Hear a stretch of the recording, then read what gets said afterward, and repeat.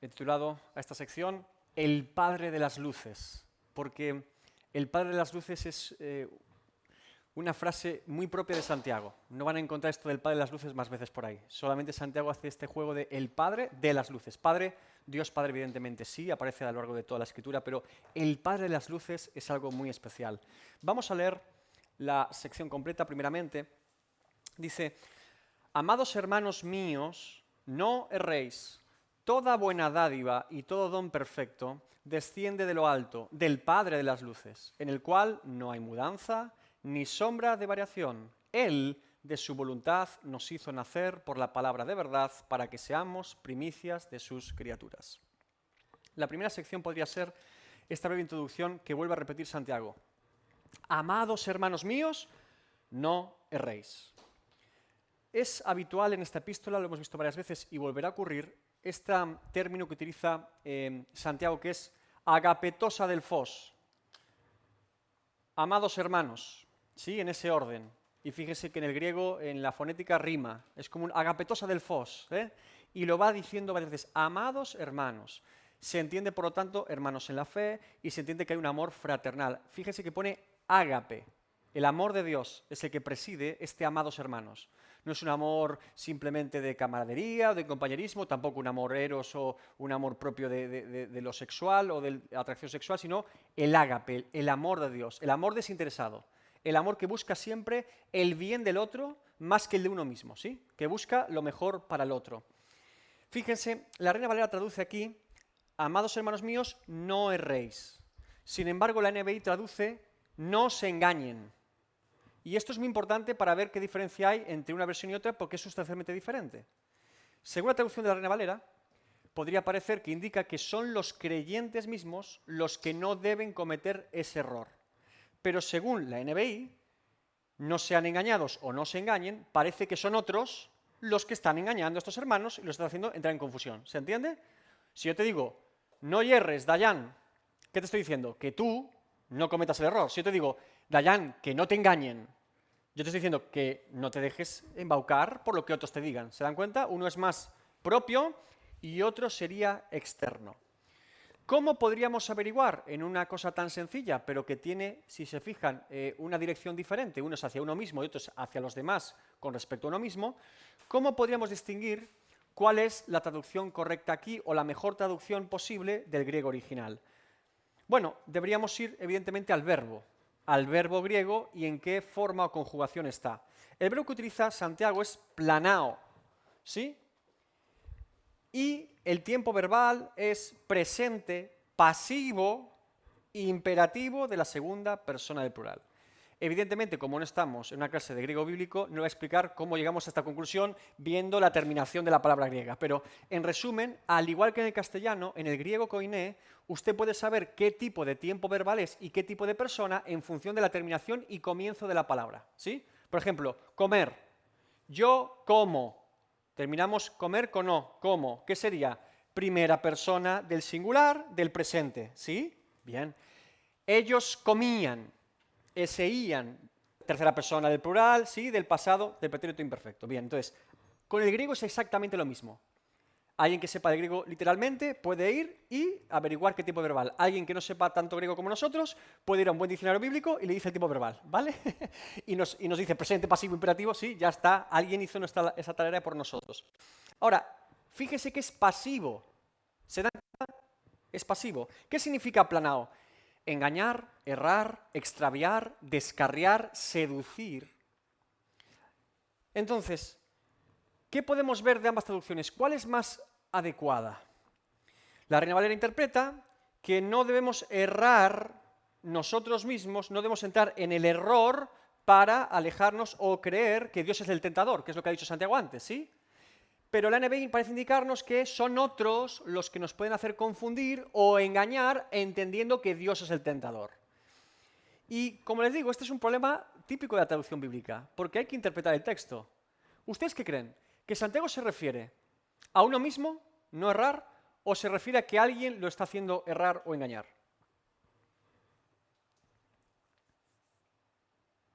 No piensan nada, solo hay dos opciones. Venga, mójense, tírense a la piscina.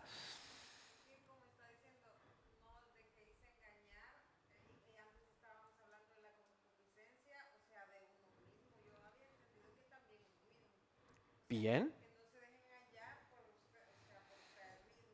Yo en este caso diría que la Reina Valera traduce mejor esta frase, porque considero que lo que quiere decir es no os engañéis. Es decir, ellos, por la situación que estaban viviendo, que se habían ido de Jerusalén, habían sido expulsados, habían perdido sus propiedades y estaban en otro lugar, Santiago les envía una carta de consuelo y de aliento pastoral, le está diciendo, no piensen que por la causa que están viviendo, Dios es el tentador. Por lo que yo en este caso estaría más de acuerdo con la Reina Valera del 60, porque dice, no erréis. Se entiende mejor que no se engañen. No se engañen es como, ¿quién nos está engañando? No hay ningún sujeto en la frase de Santiago que nos hable de unos terceros que estén influenciando en estos creyentes. Como no aparece ningún tercero, lo más natural es pensar que sigue siendo yo. Es decir, ellos mismos se están engañando, se están confundiendo, se están extraviando, están asociando. Si yo vivo esto, es o porque Dios no me ama o porque Dios es el tentador. ¿Se entienden? Entonces, yo en este caso favorezco un poco más, o creo que se ciñe un poquito mejor al sentir de la epístola la regla del 60. No erréis, es suficientemente claro. Ahí enfoca Santiago. Pero bueno, como les digo, hago este breve ejercicio para que vean lo complicado que es traducir una simple palabra y cómo te cambia de perspectiva simplemente en cuanto al sujeto. Porque si dijéramos no se engañen, tendríamos que asumir una predicación, por ejemplo, que había maestros o falsos maestros dentro de esas iglesias enseñando cosas raras acerca de Dios. Que en otros lugares de la Biblia aparece, pero por ahora aquí en la epístola no aparece nada de esto, ¿verdad? Bien. Muy bien. Segunda sección. Toda buena dádiva y todo don perfecto. Dádiva y don en el castellano normal es regalo, todo regalo de Dios, ¿sí? Todo galardón de Dios, porque a veces dádiva y don en Reina Valera puede ser rimbombante. Regalo, ¿sí? Que Dios nos da. Desciende de lo alto, del Padre de las luces, en el cual no hay mudanza ni sombra de variación. Ante esta frase, simplemente, díganme, ¿qué atributos divinos sugieren o surgen en su mente al leer esa frase que acabamos de leer de Santiago? ¿Cuántos atributos divinos aparecen aquí relatados por Santiago con una breve frase y justifíquemelo con la propia frase? No me diga, Dios es justo. Bueno, yo aquí no veo Dios es justo porque no habla de la justicia de Dios. Dios claro que es justo, pero en esta frase no está hablando del atributo de justicia. ¿Qué atributos están presentes, latentes, evidentes en el texto? Venga. Venga, levanten la mano. No. Misericordia, ¿dónde lo ves? Don y la dádiva. Interesante. Bien. Perfecto, muy bien. Si alguien te da un regalo perfecto, necesariamente tiene que ser alguien perfecto que te lo pueda dar, ¿sí? Si no, ¿de dónde lo sacó? ¿De alguien perfecto más que Dios? Sí, bien, perfecto. Yo lo veo más implícito perfecto porque está la palabra incluso, ¿no? Bien. Más. ¿Eh? Soberanía.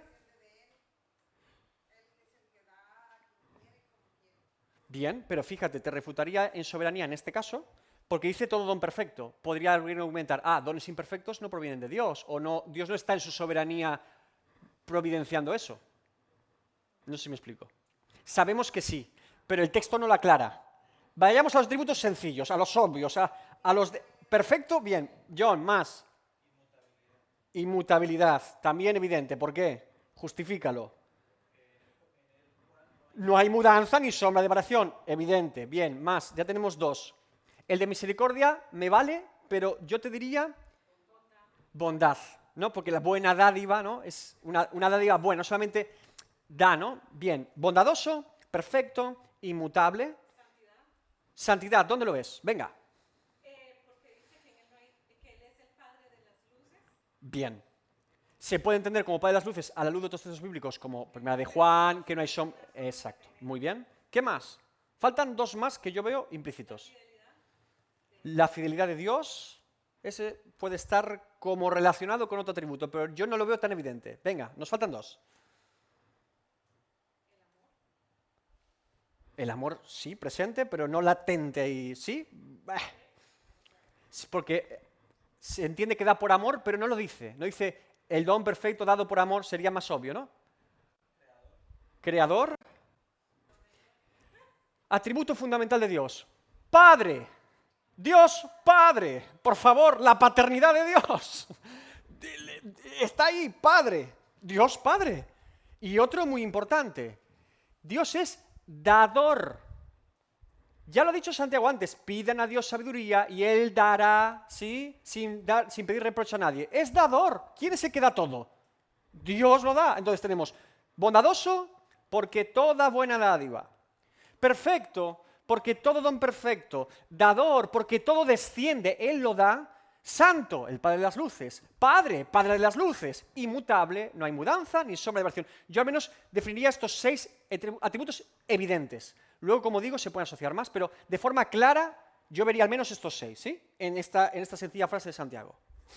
¿Cuántas cosas dice Santiago con tan poco texto, verdad? Esto ya es más teológico desde el punto de vista de Santiago, interesante.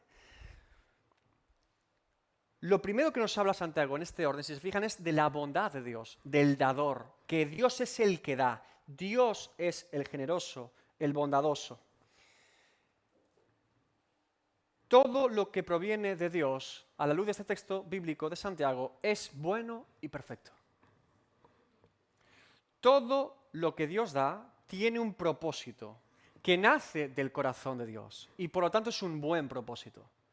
Y esto nos debería ayudar a descansar en lo que Dios hace en nuestras vidas. Porque si Dios lo ha dado, si Dios lo ha puesto en mi vida, tiene un buen propósito. Quizás yo no lo entienda ahora. Quizás me cueste comprender esto como un regalo perfecto y bondadoso de Dios para mi vida, porque soy un ser humano. Y me cuesta muchas veces entender cómo Dios razona. Pero si es un regalo de Dios, y puesto que es un regalo de Dios para mi vida, es un buen regalo. Y Dios lo está utilizando para mi bien y para su gloria. Dígame ejemplos prácticos de dádivas de Dios al creyente, al Hijo de Dios. ¿Qué dones, qué regalos Dios ha hecho en su vida? La salvación, muy bien, por gracia, es un regalo de Dios. ¿Qué más? ¿Qué más? ¿Es usted un hijo de Dios? Tiene muchas cosas que agradecer hoy. Venga, la salvación. ¿Qué más? La fe, un don que Dios ha puesto en nosotros para creer y acercarnos a Él. ¿Qué más? El perdón de nuestros pecados. Somos limpios de nuestras transgresiones delante de Dios. ¿Qué cosa tan maravillosa es esta? Un terrible pecador directo al infierno, merecedor de la pena, un Barrabás, y de repente absuelto por la gracia de Dios y Cristo ocupa mi lugar. Es una maravilla el perdón de los pecados. ¿Qué más? La justificación, muy bien. Cristo en la tierra, las virtudes, el don, los frutos del Espíritu Santo, evidentemente también, la comunión con Él. Que yo pueda tener relación con Dios. Qué gran misterio es este de que yo acuda al trono de la gracia para hallar el oportuno socorro y misericordia, ¿verdad? La sabiduría que dice Santiago, que la pidamos y nos la da sin reproche. ¿Cuántas cosas nos da Dios? ¿Cuántos dones perfectos? ¿Cuánta gracia de Dios en nosotros? Pero se nos olvida algo muy importante, porque recordando esta gran lista diríamos, Dios ha sido y es evidentemente muy bueno con nosotros. Santiago también está incluyendo aquí, en estos creyentes, como don perfecto y regalo de Dios a ellos, ¿saben lo qué? Las pruebas, los sufrimientos y los problemas. Eso nos cuesta más verlos como dádivas de Dios, ¿verdad? Decimos, ¿sí? Le hago una pregunta. ¿Una enfermedad puede ser un don de Dios a una persona? Si Él quiere que sea así, claro. ¿Puede ser para su gloria y para que esa persona se acerque a Dios? ¿Para que lo conozca? Sí. ¿La pobreza? ¿La guerra? ¿La muerte en la familia? Ay, David, no me pongas tan... Este evangelio no me gusta. Bueno. El mayor ejemplo, como siempre, lo vemos en Cristo. ¿Qué no sufrió Cristo en su propia vida? Rechazo de sus propios hermanos, abandono de sus discípulos, entregado, traicionado, ajusticiado injustamente, sufriendo físico, sufriendo emocional, sufrimiento espiritual. Y todo eso era un don perfecto. Todo eso tenía un propósito de parte de Dios. ¡Wow! ¿Qué cosa? Evidentemente. Todo lo que Dios hace en nuestra vida, tenga por seguro que tiene un buen propósito y que Él está perfeccionando su obra en nosotros. Entonces, sí, los sufrimientos, los problemas, las dificultades y las circunstancias adversas también son una dádiva de Dios para el creyente. Y ese es el punto que tenemos que entender en nuestra vida moderna, que no nos gusta nada sufrir ni soportar el dolor. Me duele la cabeza, dame 50 pastillas, llévame en coche rápidamente que tengo que andar, que venga alguien y que me arregle el jardín. Sí, hacemos estas cosas. No, que hoy me levanté un poco mal, no voy a trabajar. ¿Qué te pasa? Me duele la punta de la uña porque hacemos estas cosas, ¿verdad? Tenemos muy poca resistencia al dolor. Y muchas veces Dios en el dolor y el sufrimiento nos está formando y nos está llevando a Él. Por ejemplo, ejemplos bíblicos, evidentemente, Hebreos 5:8, y aunque era hijo, se refiere a Cristo, por lo que padeció, aprendió obediencia. Dios, Padre, lo hizo padecer en la tierra. Ese era el propósito, padecer, parte de su propósito. Más, Hechos 9, 15 y 16. El Señor le dijo, ve, porque instrumento escogido me es este, se refiere al apóstol Pablo, para llevar mi nombre en presencia de los gentiles y de reyes y de los hijos de Israel, porque yo le mostraré cuánto le es necesario padecer por mi nombre. Y un texto muy conocido para todos, ¿verdad? Romanos 8, 28. Y sabemos que a los que aman a Dios, todas las cosas les ayudan a bien. Y hacemos punto. El texto sigue, hermanos. La sección no termina ahí de Romanos. Y siempre nos olvidamos de esa parte, y Santiago va a ir precisamente a esa parte también, porque también es el Evangelio de Jesucristo. Vamos al texto completo. Y sabemos que a los que aman a Dios, todas las cosas les ayudan a bien. Esto es, a los que conforme a su propósito son llamados, porque a los que antes conoció, también los predestinó, para que fuesen hechos conforme a la imagen de su Hijo, para que Él sea el primogénito de entre muchos hermanos. ¿Ven cómo hay un propósito eterno? Incluso estamos predestinados a vivir eso. ¿Y Dios ya lo ha determinado? Claro, entonces, Señor, yo paso por el valle de sombra de muerte porque tú quieres que yo pase por aquí y tú estarás conmigo. Este es el punto del creyente. No podemos huir de los problemas como si, tenemos que afrontarlos en Cristo.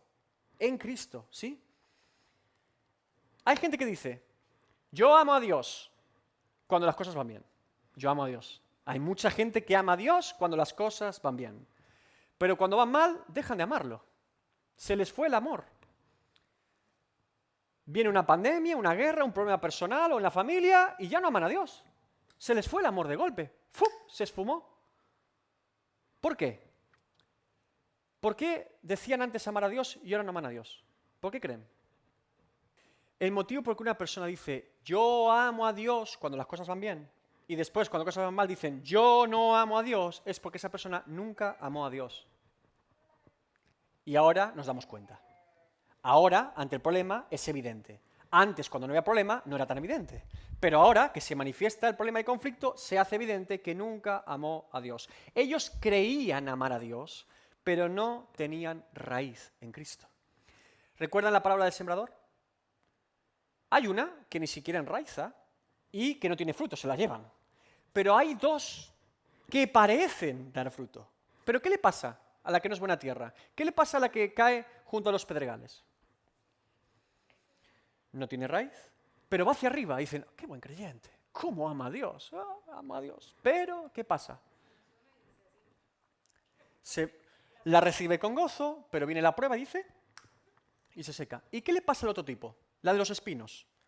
También está contenta. Pero los afanes de esta vida, ¿se dan cuenta? Los afanes de este mundo o las presiones de este mundo no dan fruto.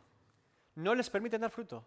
Y lo que parecía que era, no era porque nunca fue. Parecía que sí, pero no.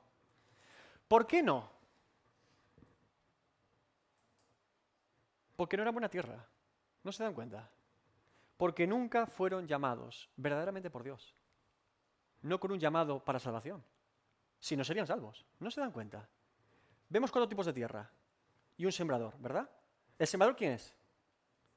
Cualquier persona que predica el Evangelio. ¿La semilla qué es? El Evangelio. ¿Quién prepara la tierra? ¿Quién propicia las tierras? ¿Quién creó las tierras? Evidentemente. El sembrador siembra todas, porque él dispara a todos.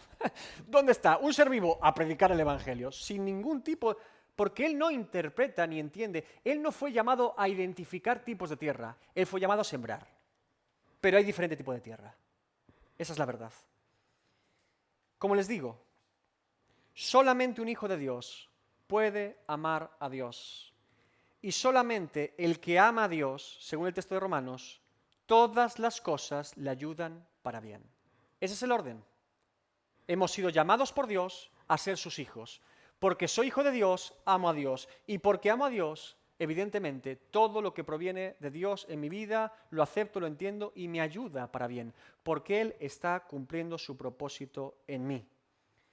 Solamente el Hijo de Dios sabe que todo lo que le pasa en último término es la voluntad de Dios para su vida. Y lo recibe como un don bueno, perfecto, de parte de su Padre. Incluso, como le digo, el sufrimiento, la enfermedad y los problemas de esta vida que nos acontecen por vivir en este mundo caído en pecado. Una vez más, si se fijan, Santiago y Pablo son muy parecidos en doctrina. Lutero no se daba cuenta, pero oye, casan muy bien, ¿verdad? Santiago y Pablo. Ahora, Santiago no solo nos recuerda la bondad de Dios, sino su carácter. Porque los hijos de Dios conocen cómo es el carácter de su Padre y no dudan de que lo que Dios trae a sus vidas tiene un propósito eterno. Hermano, la pregunta nunca es ¿por qué? Porque Dios quiere, porque Dios lo permite, porque es la voluntad de Dios. ¿Para qué? Tampoco es la pregunta, para la gloria de Dios. La pregunta es siempre ¿qué tengo que hacer yo? Dios mío, ¿cuál es el siguiente paso? Esto viene de ti, tengo que afrontarlo, es para tu gloria. ¿Cómo yo te puedo glorificar en medio de esto? Es la pregunta. ¿Cómo esto tú lo has providenciado para que yo manifieste tu gloria a los demás, pueda ser luz a los demás? Ese es el carácter de un hijo de Dios. El hijo de Dios ve un propósito eterno de parte de Dios en esta vida temporal. El Padre de las luces, el eterno, el inmutable, el perfecto, el santo. No es casualidad que Santiago lo llame Padre aquí. Quiere fijar el pensamiento en algo muy importante. ¿Qué creen que significa aquí Padre de las luces? ¿Qué creen que significa esta Padre de las luces, no? El contraste de la inmutabilidad de Dios con su creación. Yo apuntaría a las dos líneas, y las dos me parecen correctas, aunque los comentaristas se inclinan más hacia...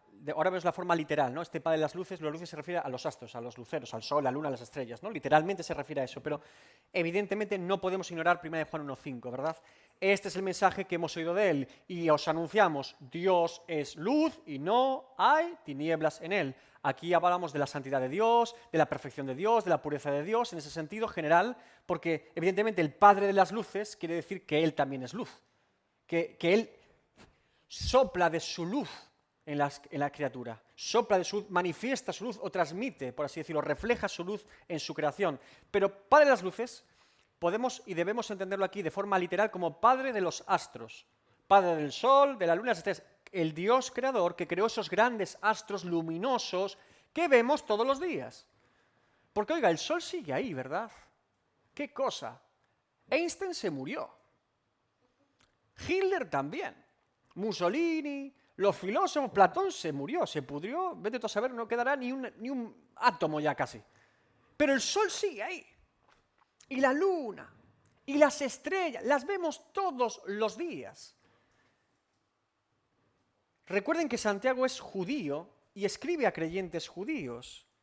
Y la mente judía, como les dije, usted lo puede comprobar en el idioma hebreo, siempre lo ve todo por medio de símbolos o de ejemplos muy visuales, de algo que puedas entender con un dibujo, algo con una expresión, algo que digas, el Padre de las luces, claro, el Dios que creó el sol, la luna y las estrellas, el Dios que ha creado cosas tan grandes, que brillan, que tienen valor para nosotros todos los días, que están ahí de forma constante. ¿Por qué creen? ¿Por qué creen que Santiago utiliza este ejemplo? No solamente, diría, como hemos apuntado ya, que se refiere al Dios creador, evidentemente inmutable, y lo demás sigue cambiante, pero funciona, tiene un propósito. El sol tiene un propósito evidente. Hermanos, si no hubiese sol, no viviríamos. Ustedes sabían esto, ¿verdad? Que el sol es fundamental para la vida en la Tierra. Y sin luna, ¿cómo sería la noche? ¿Usted se imagina una noche? ¿Alguna vez le ha pasado estar totalmente en oscuridad? ¿En el apagón? Era de día, John. Por favor. ¿Usted sabe lo que es estar de noche? ¿Nunca le pasó de pequeño? A mí me pasaba muchísimo. Bueno, me pasaban cosas muy raras de pequeño. De pequeño nunca se levantó en su cuarto. A lo mejor eso me pasaba a mí.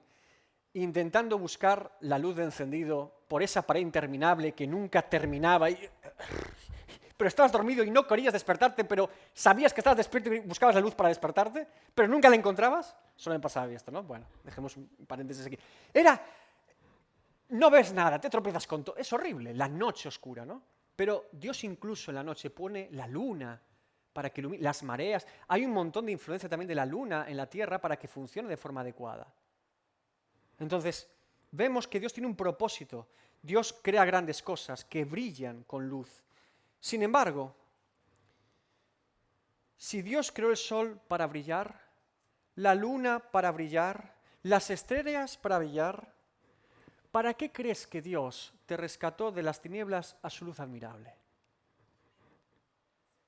El Padre de las luces, yo también creo que se refiere a los creyentes. No solamente a la creación, evidentemente sí. Nosotros también somos creación de Dios. Y los hijos de Dios somos creación para ser luz, luceros en este mundo. ¿Recuerda usted las palabras de Jesús? Otra vez el Sermón del Monte, Mateo 5, 14. Vosotros sois la luz del mundo. Una ciudad asentada sobre un monte no se puede esconder. Pablo en Efesios 5, 8. Porque en otro tiempo erais tinieblas, mas ahora sois luz en el Señor, andad como hijos de luz. Considero y muy aplicable e interpretable aquí este Padre de las Luces a los creyentes también. El Padre de las Luces. Santiago nos lleva cada vez a una revelación más profunda de quién es Dios. La luna a veces la vemos brillar y a veces se esconde, no brilla, ¿verdad? Hay un momento en que la luna menguante y ya no brilla, hoy no brilla la luna. El sol, por la rotación de la Tierra, el sol siempre está brillando, pero nosotros no siempre lo vemos brillar, se esconde hasta el día siguiente, ¿verdad? Las estrellas a veces brillan y a veces se apagan. Los seres humanos nacemos y morimos. Las circunstancias cambian, a veces va mejor y a veces va peor. Todo parece en un continuo cambio permanente en la creación de Dios. Sin embargo, el Creador no cambia. Ese contraste también es evidente en este texto, ¿verdad? Él es inmutable. Por lo tanto, si Dios es inmutable, es confiable. Y esto también tiene que entenderlo. Nosotros confiamos en Dios porque Dios no cambia. La confianza y la fe del creyente está firme en Dios porque Dios no cambia. Dios no es un Dios arbitrario y caprichoso. Dios no es un ser humano que dice una cosa y no la cumple. Dios no dice, pues ahora sí y vaya por aquí. Dios no hace un plan, después lo deshace y hace otro. No. Dios tiene un decreto eterno. Tiene un plan y un propósito que va a cumplir. Todo lo que Dios dice es cierto y todo lo que Dios dice lo cumple. Él es digno de toda mi confianza. Y evidentemente, como Él es el único inmutable, todo lo demás no es digno de toda mi confianza. Evidente. Ni siquiera yo mismo. Porque engañoso es el corazón, incluso el mío propio. ¿Se dan cuenta? Y no debemos confiar. Maldito el hombre que confía en el hombre. A veces decimos, el que confía en otro. No, el que confía en uno mismo también es hombre. Todo cambia. Si todo cambia, no me puedo fiar de ello. ¿Por qué cambia? Hoy vine por aquí, por ejemplo, usted tiene a lo mejor un árbol frutal. Yo pensaba que iba a dar limones y no da limones. Al día siguiente, pues ahora hay un limón allí, pero está verde. Y al día siguiente se lo comió un pájaro. No sabe lo que va a pasar, es una aventura cada día el árbol, ¿no? Los seres humanos. Hoy me levanté con buena actitud. Bueno, pues menos mal. Si se levanta con mala actitud, a lo mejor me devora. No es confiable. Pero Dios es confiable porque Él no cambia. Eso implica que su decreto eterno tampoco cambia, que su carácter no cambia y que su plan para mi vida tampoco cambia. Si Él me llamó, si Él me justificó, si Él me adoptó, si Él habita en mí por medio de su Espíritu Santo, ¿qué más confirmaciones y evidencias tengo de que tener en mi vida de que Él me santificará y me glorificará para estar con Él por la eternidad? No cambia, lo va a hacer para su gloria. Qué gran aliento el de ser hijo de Dios, ¿verdad? Qué paz que sobrepasa todo entendimiento, qué gozo inefable. Porque si soy hijo de Dios, Él va a completar la obra que comenzó en mí, la va a perfeccionar. Lo va a hacer, hermanos. Escuche, lo va a hacer. Disfrute de ello, gócese, lo va a hacer. Y nos reiremos y nos gozaremos en el Señor para tener, Dios mío, gracias. fuiste fiel. Permaneciste fiel y cumpliste tu propósito en mí. Y aquí es directamente donde ahora apunta Santiago y cierra el pensamiento. Porque no termina aquí, dice, Él, de su voluntad, nos hizo nacer por la palabra de verdad, para que seamos primicias de sus criaturas. Si Dios no cambia, y Él, de su propia voluntad, me ha hecho nacer de nuevo, ¿qué creen que significa eso?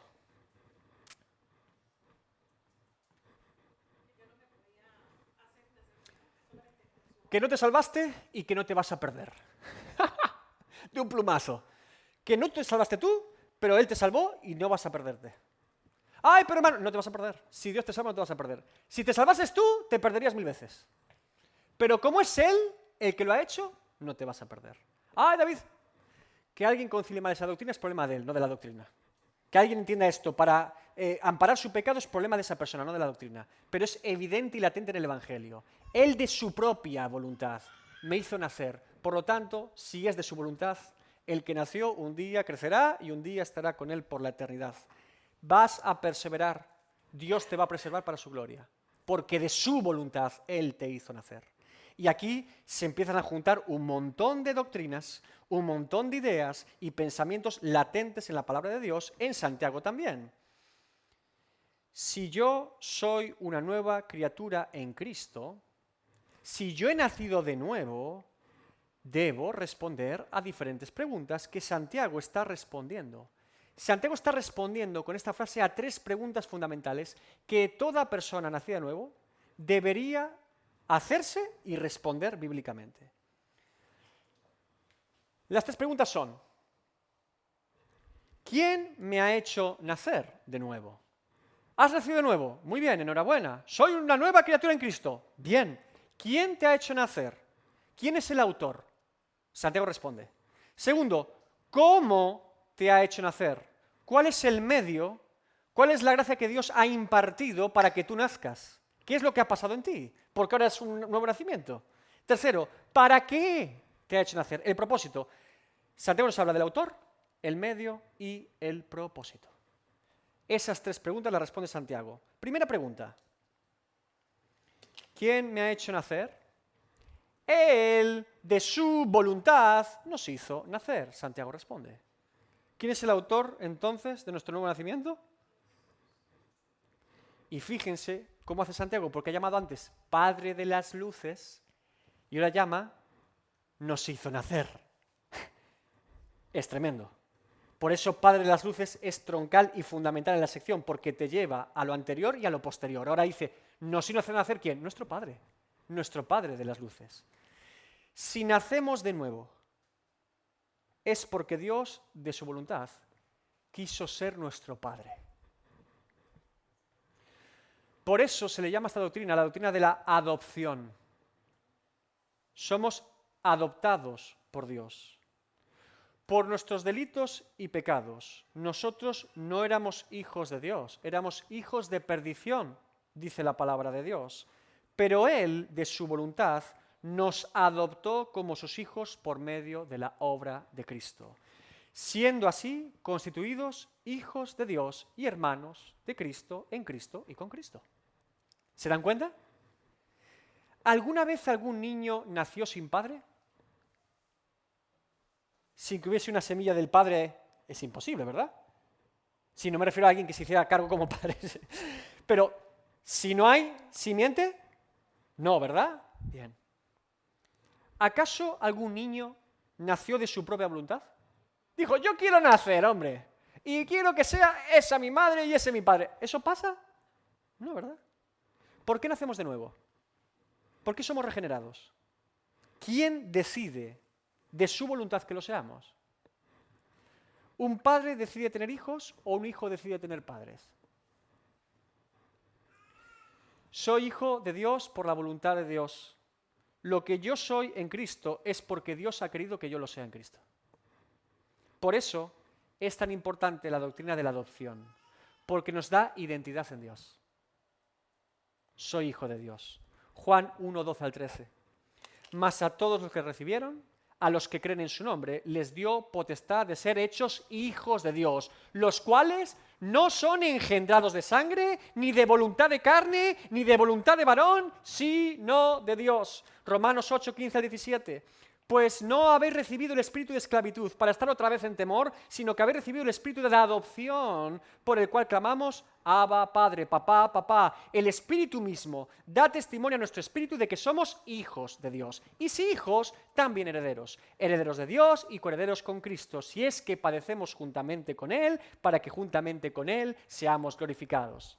Los padecimientos y la gloria. ¿Se dan cuenta del contraste? Pero antes de eso, ¿espíritu de qué? De adopción. ¿Y qué ha hecho Dios para adoptarme como su hijo? ¿Qué es lo que ha hecho Dios por mí? Todo lo necesario para que ese pecador ahora sea su hijo. Hizo todo lo que hacía falta. Conocerme, predestinarme, elegirme, salvarme, adoptarme, todo lo que hacía falta. Por eso Romanos 8 se concilia con Gálatas 4. Pero también digo, entre tanto que el heredero le llama como heredero, es niño, en nada difiere del esclavo, aunque es señor de todo. Está diciendo Pablo, el pecador, predestinado por Dios para salvarse, que Dios ya ha escogido para salvarlo, para adoptarlo, para justificarlo, cuando es pecador, no se distingue de otro pecador, de otro esclavo. Ahora, ya hay un propósito de Dios en él, pero en ese momento no distingues al hijo del esclavo, porque es un niño todavía, sigue bajo el ayo. ¿El ayo de quién? De la ley de Dios que le muestra que es pecador, sigue. Sino que está bajo tutores, la ley de Dios, y curadores hasta el tiempo señalado por el Padre. Así también nosotros, cuando éramos niños, se refiere a pecadores, estábamos en esclavitud bajo los rudimentos del mundo, aquí lo aclara, para que no haya duda.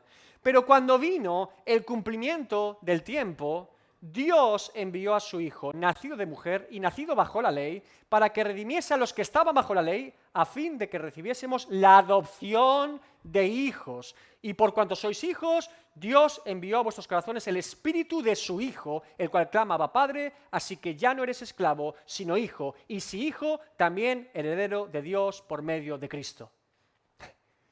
La doctrina de la adopción. Si no le llena de gozo saberse hijo de Dios, no lo va a hacer nada en este mundo, ya se lo digo yo. Es la doctrina que mayor consuelo y gozo y refrigerio trae a un hijo de Dios.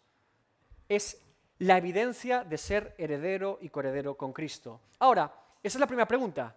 ¿Quién es el autor? Dios. Segundo, ¿cómo me ha hecho nacer? El medio. Por la palabra de verdad. Pregunta, ¿qué es la palabra de verdad? ¿El Evangelio? Jesús. Voy a confiar ambas respuestas. El Evangelio de Jesucristo. ¿Vale? El Evangelio de Jesucristo. ¿Sí? Esa es la respuesta. El Evangelio de Jesucristo. Muy bien. Efesios 1:13. En él también vosotros, habiendo oído la palabra de verdad, otra vez Pablo y Santiago parecen la misma doctrina.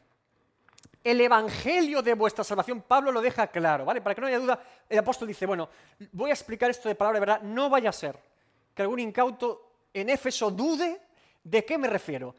El evangelio de vuestra salvación, y habiendo creído en él, fuisteis sellados con el Espíritu Santo de la promesa.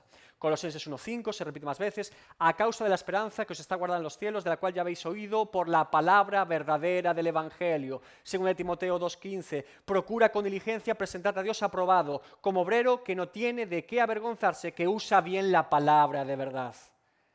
¿Qué hace el ministerio? Usar bien la palabra de verdad, el Evangelio. Romanos 10:14, ¿cómo pues invocarán a aquel en el cual no han creído? ¿Y cómo creerán en aquel que no han oído? ¿Y cómo irán sin haber quien les predique? ¿Por qué o por medio de qué nosotros hemos sido salvos? Claro que en Cristo somos justificados, la obra de Cristo, pero ¿cómo hemos entendido y nos hemos acercado a la obra de Cristo? ¿Por qué? El Evangelio. La buena nueva. La buena nueva. El Evangelio. Hay muchas similitudes, como digo, entre Santiago y Pablo. ¿Por qué hago estas asociaciones entre Santiago y Pablo? Bueno, el primero, para demostrar que Santiago, Pablo y todos los apóstoles tienen la misma doctrina, la doctrina de Jesucristo, el Evangelio, y que también se suman a Daniel, a Juan, a escritor de Hebreos, a Moisés, a David, a Job, a Isaías, que todo es el Evangelio de Jesucristo, todo desde Génesis hasta Apocalipsis, todo. Pero también los asocio a Pablo y a Santiago, en este caso de forma intencional, para que después, cuando haya aparentes disputas entre ellos, se den cuenta que no es así, que hablan de lo mismo desde perspectivas diferentes, pero es la misma verdad. Muy bien. Pregunta. ¿Por qué nacemos de nuevo? Por medio del Evangelio que el Espíritu Santo toma para iluminarnos, para regenerarnos, para traernos vida. ¿Por qué es por medio del Evangelio? Porque Dios no dice, venga, ya está, así, de golpe, te cambio y ya está. ¿Por qué hay un mensaje? ¿Por qué es por medio del Evangelio? ¿Para instruirnos? ¿Usted cree que Dios quiere solamente salvarnos o que Dios quiere que le conozcamos? Eso es muy importante. Si hiciéramos una encuesta a pie de calle a las iglesias evangélicas de hoy en día, a la gente de allí, que sale por allí y entra por allí, le diríamos, ¿usted qué quiere? ¿Que Dios lo salve o conocer más a Dios? Muchos dirían que Dios me salve. Mira, que Dios me salve. Me han hablado del infierno, eso es terrible. Yo, no, que Dios me salve. Y si me da cosas ahora en la tierra, mucho mejor, ¿verdad? ¿Cuál es la vida eterna? Por eso Dios se revela a nosotros, para que le conozcamos. Ahora, ¿por qué nacemos de nuevo por medio del Evangelio? Bueno, dice el apóstol Pablo, 1 Corintios 21, pues ya que en la sabiduría de Dios, el mundo no conoció a Dios mediante la sabiduría, agradó a Dios salvar a los creyentes por la locura de la predicación del Evangelio. Es decir, porque el Dios inmutable ha determinado que sea por medio del Evangelio. Y aquí es donde los filósofos me tiran piedras, los católicos se incendian con furia. ¿Y qué pasa con la razón? ¿Y qué pasa con la ciencia? No. O locura del Evangelio o nada. Pero es que yo, nada. No. En la sabiduría de Dios, dice, Dios quiso que el mundo no conociese a Dios por medio de la sabiduría humana. Fuera la sofía, que es la filosofía, fuera la ciencia, fuera la política, fuera todo el humano. No es por el medio. El ser humano lleva desde el principio construyendo una torre de Babel para alcanzar a Dios. Y Dios ha dicho que la torre de Babel la va a destrozar. Que es por medio del Evangelio de Jesucristo. El camino lo marca Él. Porque el que salva es Él, hermanos. ¿No se dan cuenta? Si Él es el que salva, Él pone los términos de la salvación. Y cómo debemos conducirnos por lo que Él ha puesto y brindado para la salvación. Tiene que ser así. Así que, si es por medio del Evangelio y solamente por medio del Evangelio, entonces para un creyente es muy importante conocer y predicar el Evangelio. Es la base fundamental de nuestra vida, sí o sí. Por eso, aunque hoy en día sea por otros motivos, pero por eso deberían llamarnos evangélicos. Ese sería lo más puro del sentir evangélico, es ese. El Evangelio. ¿Usted qué es? El Evangelio de Jesucristo. Pero oiga, nada, yo soy de la denominación evangélico. En ese sentido, evidentemente. Bien. Y por eso, si es solo por medio del Evangelio, y es tan importante conocerlo y predicarlo, el Evangelio no se toca. No se toca. Que no. Ay, pero es que si lo actualizamos un poquito más, a lo mejor la gente se convertirá peor. No se convertirá en nada, se convertirá en un extraterrestre. En hijo de Dios, no. No se toca el Evangelio de Jesucristo. Se proclama, se predica, tal cual Dios lo ha revelado, no se toca ni una letra ni una coma. A veces, hermanos, confundimos el amor por los demás con el amor por el engaño. Y no es lo mismo.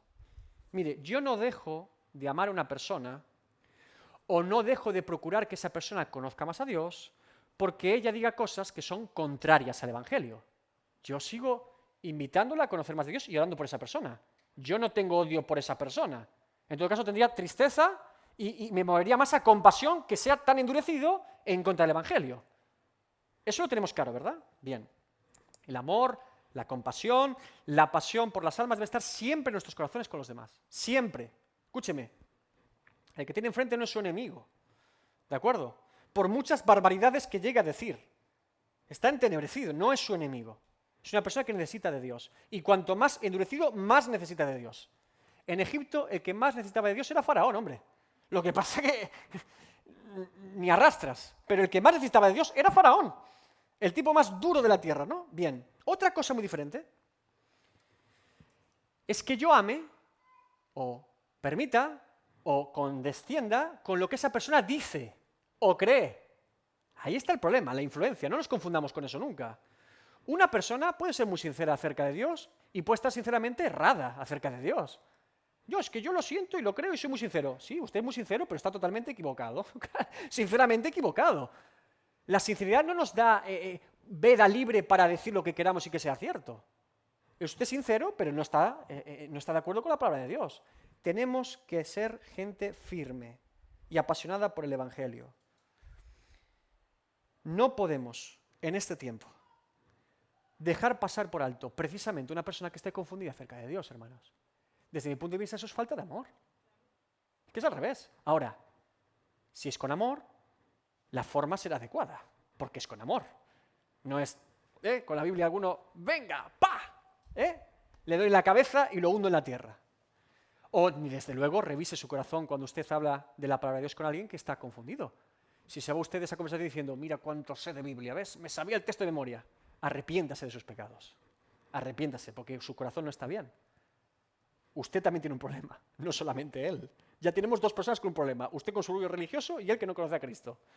Entonces, claro, Dios muchas veces nos pone en esas cosas para sacar también nuestra propia basura. Ahora, lo que le estoy diciendo es que no hacemos ningún favor a una persona que esté confundida acerca de Dios, pasando por alto eso y, bueno, ha dicho 4 herejías en una mesa, no pasa nada, no, sí que pasa, claro que pasa. Estamos hablando del Evangelio. Estamos hablando de Dios. Estamos hablando de la cosa más importante que un ser humano puede conocer y entender, que es el Evangelio. ¿Se entiende? Entonces, tenemos que ser firmes, compasivos, pero firmes. No todo vale. No todo vale. Y en este tiempo, muchas cosas no valen. Hemos hecho un puzzle extravagante con estas cosas, ¿no? Bien. El creyente no es tolerante ni con el pecado, ni con la maldad, ni con la incredulidad, ni con la mentira. No es tolerante. Somos intolerantes con el pecado. Eso es alguien muy rígido. Eso es que es un fanático. Vale, fanático, lo que usted quiera. Somos intolerantes con el pecado. Principalmente, evidentemente, en nuestra vida y, por lo tanto, en todo lo que rodea nuestra vida. Si entendemos que el problema es que la persona no conoce a Cristo, sabremos cómo brindar la solución, que es que conozca a Cristo. ¿Sí? Ese es el objetivo. Si después de 4 horas debatiendo con una persona en su mesa en casa, porque es que yo creo que los 144.000 son de cada tribu, pero me falta Dan y no sé dónde está, si después de 4 horas hablando de eso, la persona se va sin conocer más de Dios, bueno, 4 horas que usted estuvo hablando de los 144.000, interesante, pero no pasó de ahí, no trascendió. ¿Entienden? Entonces, tenemos que ser intencionales.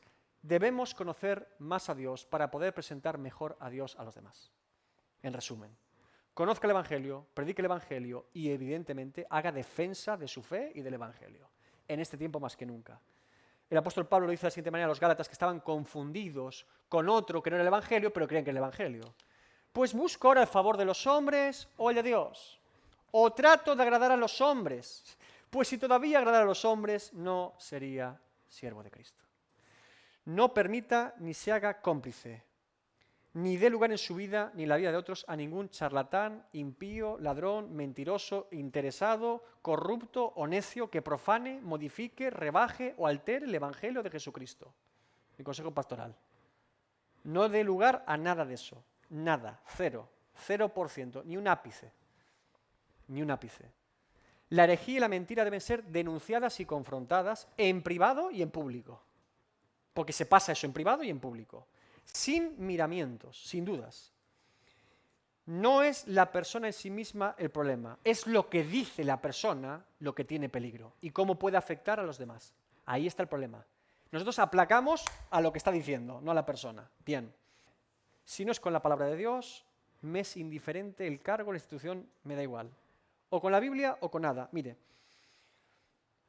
lo que califica a un ser humano para entender y compartir el Evangelio, ¿usted qué cree que es? ¿Qué hace a alguien capaz y válido para compartir con otros el Evangelio? Testimonio, vivirlo, el Espíritu Santo.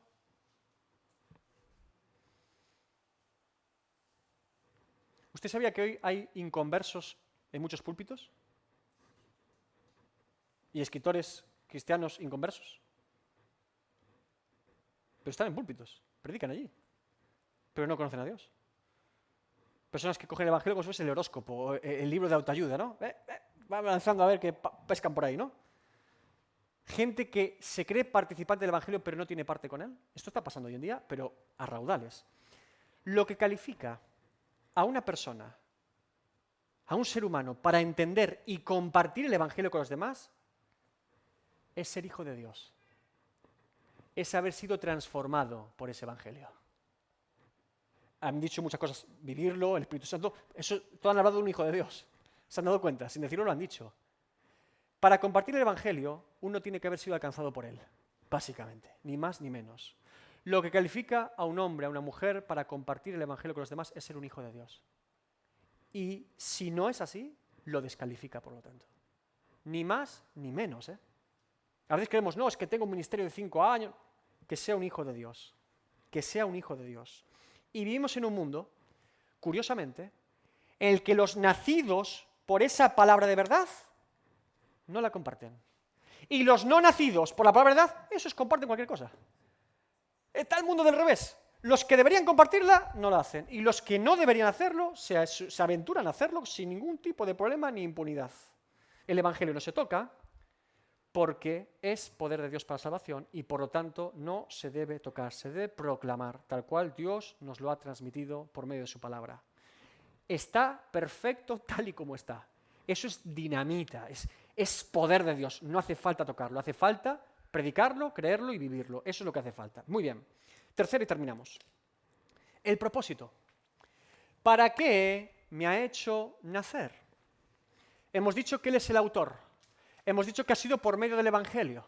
Y ahora decimos, vale, ya estoy vivo, ya he nacido de nuevo. ¿Para qué? ¿Para qué soy hijo de Dios? Para que seamos primicias. ¿Qué es una primicia en la ley de Dios? Recordemos, contexto, pastor en Jerusalén, a creyentes judíos, saben perfectamente lo que es primicia. ¿Les suena esta palabra primicias? En el Antiguo Testamento la podemos encontrar. ¿Qué es una primicia? Primer fruto. Bien. Muy bien. ¿Algún texto que podamos poner aquí? Quizá Éxodo 23:16. También la fiesta de la siega. Aquí es una fiesta particular. Los primeros frutos de tus labores que hubieres sembrado en el campo y la fiesta de la cosecha al salir del año cuando hayas recogido los frutos de tus labores del campo. Deuteronomio 18:4. Primeros frutos, ¿sí? Las primicias de tu grano, de tu vino y de tu aceite, y las primicias de la lana de tus ovejas le darás. De los primeros frutos, y si usted sigue leyendo la ley de Dios, incluso el primogénito, el primer fruto de ese matrimonio era entregado a Dios. Pero para ser recuperado, a cambio se daba una ofrenda y el niño volvía con sus padres. Si no, técnicamente, el primogénito debía ser entregado a Dios y quedar allí. Pero Dios, por su gran misericordia en su ley, dice, bien, el padre lo entrega, pero hace un intercambio de ofrenda para que el niño vuelva con sus padres.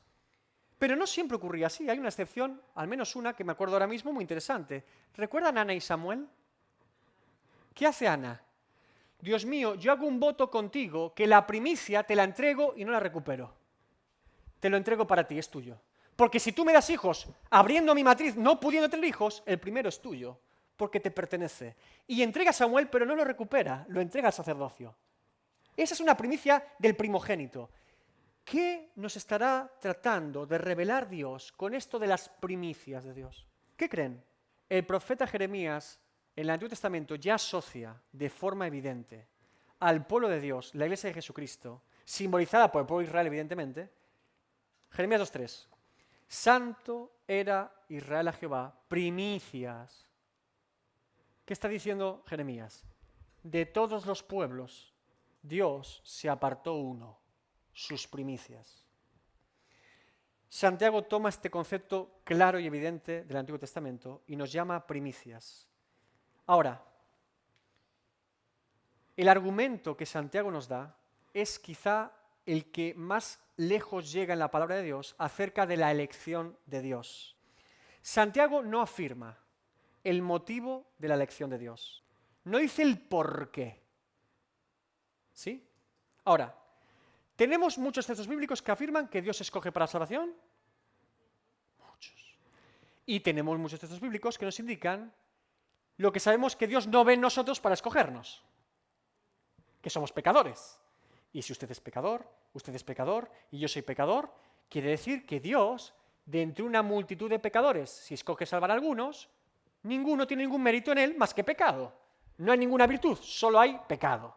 Y por lo tanto, todos estamos bajo la misma condición de pecado. Bien. Santiago nos dice el porqué, pero nos dice un poquito más, porque nos asocia la elección del pueblo de Israel en el Antiguo Testamento con nosotros como pueblo de Dios. Y eso es muy interesante. ¿Por qué? Porque Dios quiere mostrar su gracia, su misericordia y su gloria apartándose primicias, un pueblo de entre muchos pueblos. ¿Recuerdan el texto de Deuteronomio 7:6? Porque tú eres pueblo santo para Jehová tu Dios. Jehová tu Dios te ha escogido para serle un pueblo especial, más que todos los pueblos que están sobre la tierra. Soy primicia de Dios. Es decir, el motivo por el que yo soy hijo de Dios es para que el mundo pueda conocer la gracia, la misericordia y la gloria de Dios. He sido rescatado para anunciar a los demás a Cristo. Ese es el motivo por el que soy escogido. Si no cumplo ese propósito, no estoy cumpliendo con mi llamamiento. Entonces tengo un problema. Porque esa es mi identidad en Cristo. Por eso nací de nuevo. Usted no nació de nuevo simplemente para ocupar una silla en una iglesia. Usted no nació de nuevo para ser feliz en esta vida. Usted nació de nuevo para glorificar a su Dios. Esa es la verdad. Esa es la única verdad. Ni más ni menos. Y si no glorifica a Dios, hoy he perdido mi día. Lo siento mucho. No me conformo a menos. O glorificamos a Dios o estamos perdiendo nuestro tiempo y nuestra vida. Es así de urgente y así de evidente en la Biblia. Pero si Dios me llamó para eso, quiere decir que yo puedo glorificar a Dios. ¡Wow! ¡Qué privilegio tengo de ser hijo de Dios! Yo puedo glorificar a mi Dios. ¿En dónde? En cualquier lugar. En cualquier lugar donde me ponga. Porque fui llamado para eso. Esa es mi identidad en Cristo. Y aquí está la clave, hermanos. Porque si somos primicias, esto nos habla de la adopción como hijos, pero también de nuestra hermandad. Tú también eres primicia, como yo. ¡Jo! Mire, le he dicho muchas veces que el principal motivo de la santificación de un creyente es saberse hijo de Dios. Si tú sabes y entiendes lo que implica ser hijo de Dios, es el principal motivo para vivir en santidad delante de Dios y tu Padre, que es Dios. Del mismo modo, el saberse hermano de los demás es el principal motivo de la buena relación con los hermanos en la fe. Y el amor fraternal. Sabernos hermanos. Porque no soy una primicia individual, somos pueblo apartado. Entonces, claro, una piña, unidos, conformados, como un cuerpo, miembros los unos de los otros, donde la cabeza es Cristo. ¿Qué significa todas esas cosas? Que usted se me injerta aquí al lado y va pegado así, me lo llevo para casa. No, técnicamente no, pero me lo llevo para casa en mis oraciones, en mi mente, en mi corazón, en mi pensamiento, porque usted y yo somos el mismo cuerpo. Usted es parte de mí y yo soy parte de usted. Qué cosa tan bonita, tan profunda y que tan pocas veces lo entendemos y lo aplicamos en nuestra vida como creyentes, ¿verdad? El individualismo no existe en la palabra de Dios, no existe. Dios no llamó a una persona y dijo, voy a ponerlo, llamó a un pueblo unido, conformado en Cristo, ¿sí? Bien. Y en resumen, y cierro ya. Después de este repaso de Santiago, que sí apunta a mucha doctrina aquí desde mi punto de vista, es la parte más doctrinal casi, diría, de la epístola. ¿Cuál es la clave? ¿Cuál es la pregunta clave? En base a todo lo que hemos leído de Santiago, hoy en día, a una persona que dice ser creyente, ¿Cuál creen que es la pregunta clave? Alguien te dice, yo soy creyente, yo creo en Dios, yo amo a Dios. Esto es habitual, incluso por la calle, dice, yo creo algo. ¿Cuál es la pregunta clave de una persona que dice ser creyente? ¿Qué le preguntaría usted para profundizar más en esa supuesta fe? ¿Cuál es la pregunta que se debe hacer? Yo sé las que hacemos. ¿A qué iglesia asistes? ¿Verdad? Hacemos esa pregunta. ¿A qué iglesia vas? ¿Desde cuándo vas? Oh, si lleva 10 años, debe ser un buen creyente. Lleva 35 años, buah, debe ser ya, por lo menos, anciano de la iglesia. Anciano literal, ¿no? ¿A qué iglesia asistes? ¿Hace cuántos años? ¿Sirves en algún departamento de la iglesia? ¿Sí? ¿Sirves? ¡Wow! ¿Hace cuántos años que ejerces el ministerio? ¿Eres pastor? ¡Buah, sí es pastor!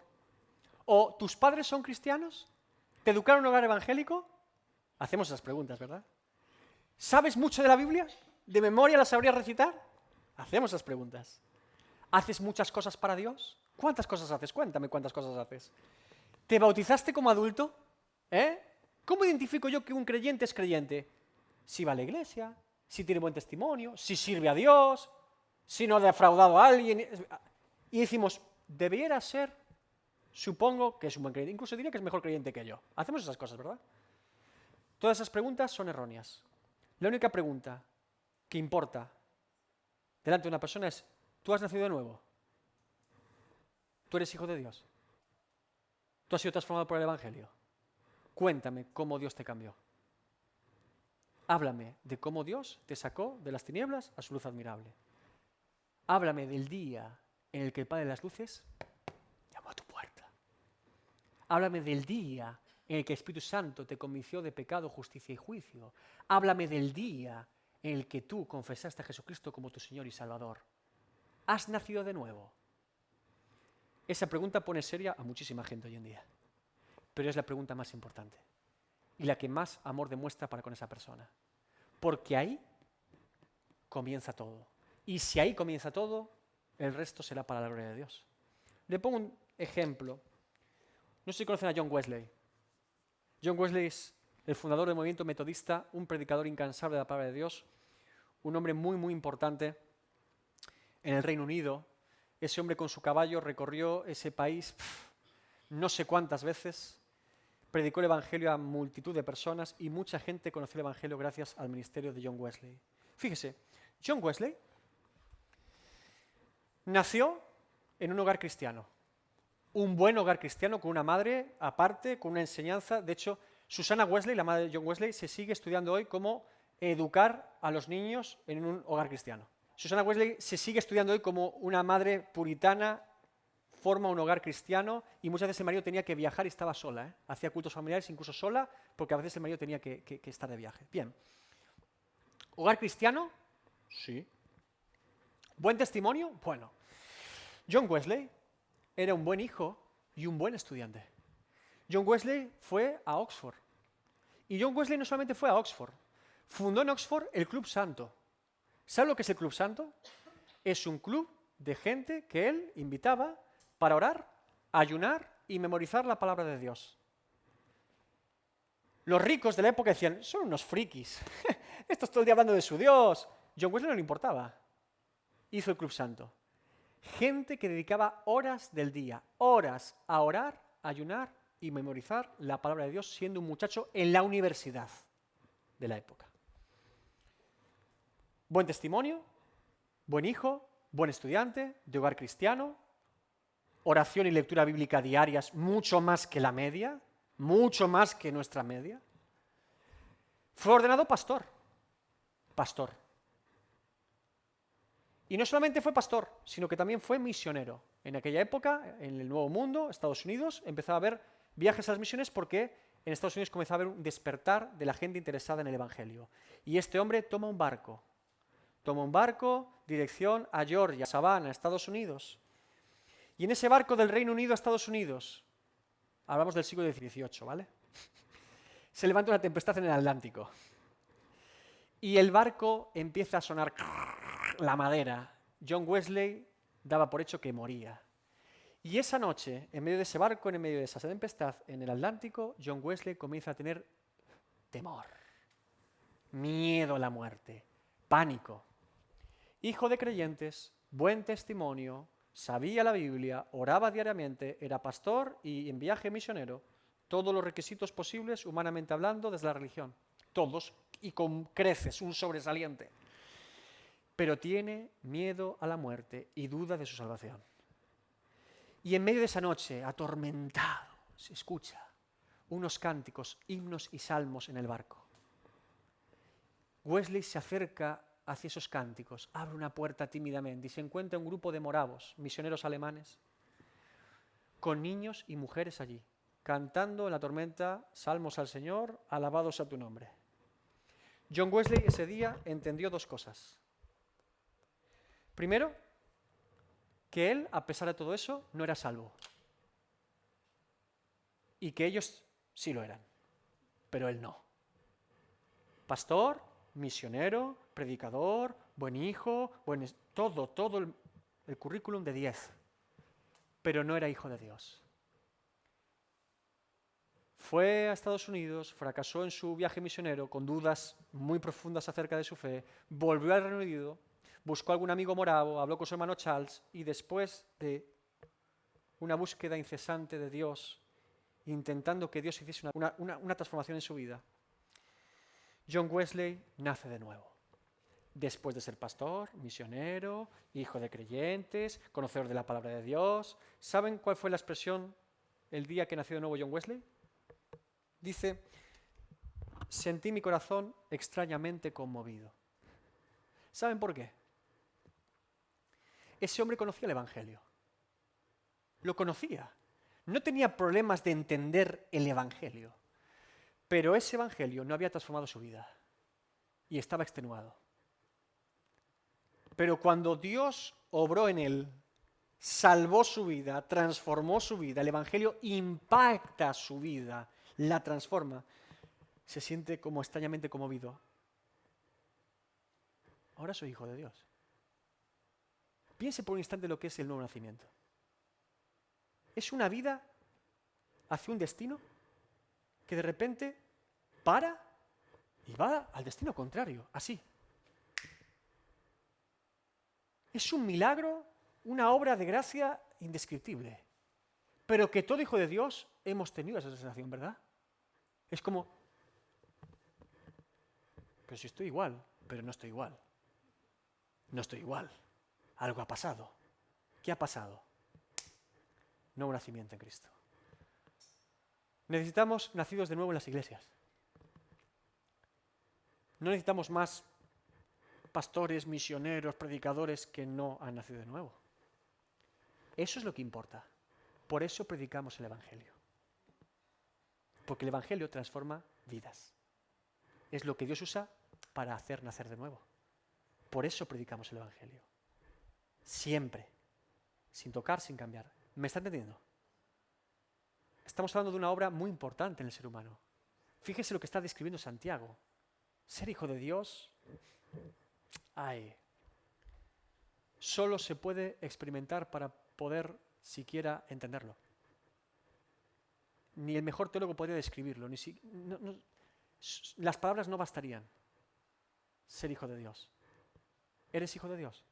¿Eres hija de Dios? Esa es la clave. Eso es lo que importa. Así que en este tiempo y en cualquier tiempo, recuerde siempre esa pregunta. Si eres hijo de Dios, la gloria te espera. Si no eres hijo de Dios, aquí estamos para predicarte el Evangelio, orar contigo, orar por ti y hacer todo lo necesario que esté en nuestra mano para que esperemos junto a Dios y que Él haga la obra. Yo no la voy a hacer por ti ni la voy a hacer por Dios. No te equivoques, ¿eh? Yo no te voy a salvar, ni tú te vas a salvar, es Dios. Pero hay algo muy curioso en la palabra de Dios. El que Él viene, Él no lo echa fuera. Ahora, el que Él viene es porque el Padre lo trajo. Pero tú ve a Dios. El otro día escuchamos una predicación de Spurgeon, Nayara y yo, en casa. Tremendo, este hombre. Dice, a veces esperamos tener algún tipo de sentimiento especial por Dios. No tengo el amor suficiente para acercarme a Dios. No tengo la fuerza suficiente. No tengo la sabiduría suficiente. No tengo la contrición suficiente por mi pecado. No tengo ese sentimiento que yo desearía diciendo, ¡ah, Señor, sálvame! Queremos hacer el soldado Ryan. ¡Ah, no! Queremos ser esa persona. Ese tipo que, ¡auxilio! Y si no estoy en ese estado, nunca me acerco a Dios, porque no siento que tengo las condiciones ideales. Es lo que dice Spurgeon. Dice, no me importa, eso no importa para nada. Lo único que necesita Dios para salvarte es tu pecado. Preséntate con tu pecado y Dios te salvará con su gracia. No me importa tus sentimientos, no me importa tu pecado, es lo que Cristo salva. Ven ahí y di, sí, aquí está, la mayor basura del mundo, suficiente. Lo sientas o no lo sientas, eso es lo que importa. Presentarse delante de Dios como pecador. Y ahí eres rescatado, ni más ni menos. No esperes a sentirlo mucho, no esperes, hazlo. Yo te invito a que lo hagas si no lo has hecho.